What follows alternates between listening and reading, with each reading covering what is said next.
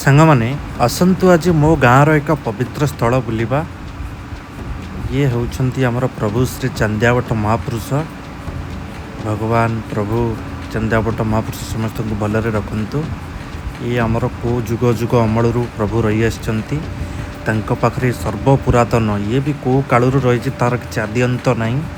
ବରଗଛ ଦଣ୍ଡାୟମାନ ପୁରା ଛାଇ କରି ଟୋଟାଲ ଏରିଆଟାକୁ ରଖିଛି। ପୁରା ଶାନ୍ତ ପରିବେଶ। ଇଏ ହେଉଛି ମଣ୍ଡପ, ତା ସାଇଡ୍କି ରହିଛି ଆମର ପ୍ରସାଦ ସେବନ ଜାଗା ବା ଡାଇନିଂ ହଲ୍। ସେପଟେ ରହିଛି ଠାକୁରଙ୍କର ଜିନିଷ ରହିବା ଘର। ଠିକ୍ ତାର ବାମ ପଟକୁ ରହିଅଛି ମା ତାରିଣୀଙ୍କ ମନ୍ଦିର। ବୃନ୍ଦାବତୀ ମା ବି ରହିଛନ୍ତି। ଅତି ସୁନ୍ଦର ମନ୍ଦିରଟିଏ ମାଙ୍କର। ମା ତାରିଣୀ ମା ଏଠି ବିଜେ ହେଇଛନ୍ତି, ପୂଜା ପାଆନ୍ତି। ତାଙ୍କ ସାଇଡ୍କି ରହିଛି ରୋଷ ଘର ବା ରୋଷେଇ ଘର।